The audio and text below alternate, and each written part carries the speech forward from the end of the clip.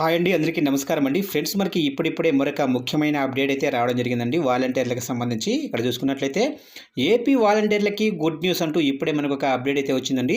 అయితే ఇందుకు సంబంధించిన పూర్తి వివరాలు అయితే మన వీడియోలో తెలుసుకుందామండి. ఆ గుడ్ న్యూస్ ఏంటి అనేది వీడియో మాత్రం ఎక్కడా స్కిప్ చేయకుండా చూడండి ఫ్రెండ్స్. అప్పుడే మనకి పూర్తి సమాచారం అయితే తెలుస్తుంది. ఇక ముఖ్యంగా వీడియో నచ్చినట్లయితే లైక్ చేయండి ఫ్రెండ్స్. ఇక లేట్ చేయకుండా వివరాల్లోకి వెళ్ళిపోదామా. ఫ్రెండ్స్, నాది ఒక చిన్న రిక్వెస్ట్ ఫ్రెండ్స్, ఇంతవరకు మన ఛానల్ని ఇంకా ఎవరైతే సబ్స్క్రైబ్ అయితే చేసుకోలేదో సబ్స్క్రైబ్ అయితే చేసుకోండి. ఎందుకంటే వాలంటీర్లకు సంబంధించి ఎటువంటి చిన్న అప్డేట్ వచ్చినా వెంటనే మీకు తెలియజేస్తూ ఉంటాను. లేట్ చేయకుండా టాపిక్లోకి వెళ్ళిపోదామా. ఇక వైసీపీ నేతలు బలవంతంగా తమ చేత రాజీనామాలు చేయించారని వాలంటీర్లు ఆవేదన వ్యక్తం చేస్తున్నారని మంత్రి బాల వీరాంజనేయ స్వామి తెలిపారు.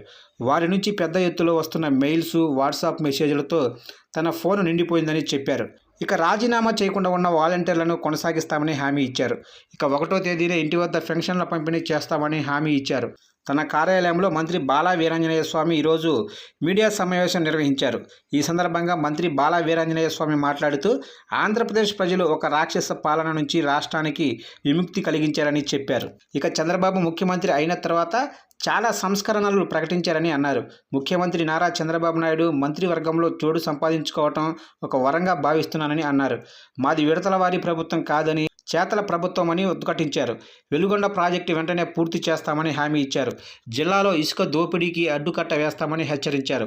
ఎస్సీ ఎస్టీ కాలనీల్లో మూతపడిన పాఠశాలలు తిరిగి తెరిపిస్తామని మంత్రి బాల వీరాంజనేయ స్వామి హామీ ఇచ్చారు. చూశారు కంటే మొత్తం మీద ఏదైతే ఎలక్షన్స్కు ముందు ఎవరైతే వాలంటీర్లు రాజీనామా చేశారో వాళ్ళనైతే విధుల్లోకి తీసుకోము, ఎవరైతే రాజీనామా చేయకుండా ఉంటారో వాలంటీర్లు వారందరినీ కూడా ఏదైతే విధుల్లోకి తీసుకుంటామని ఇక్కడ కీలక ప్రకటన అయితే మంత్రి విడుదల చేసినట్లుగా తెలుస్తుంది ఫ్రెండ్స్.